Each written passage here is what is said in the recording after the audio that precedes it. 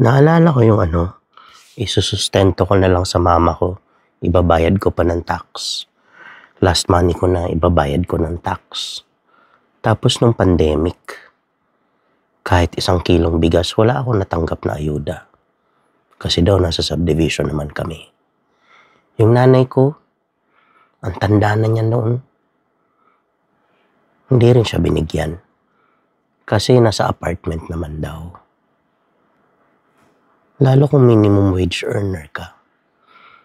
Pagdating sa'yo ng payslip, bawas na ng tax.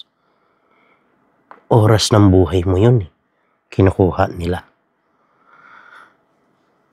Tapos makikita mo ganyan ang ginagawa doon sa tax na pinaghirapan mo.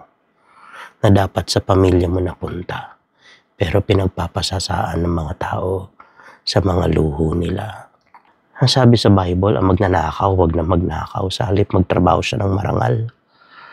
Ephesians 4:28. Ang problema sa bansa natin, yung mga galing sa mararangal na paaralan, nakadamit ng mararangal at magagarbong suot, mga mararangal magsalita at nasa mararangal na institusyon, sila mismo yung mga magnanakaw.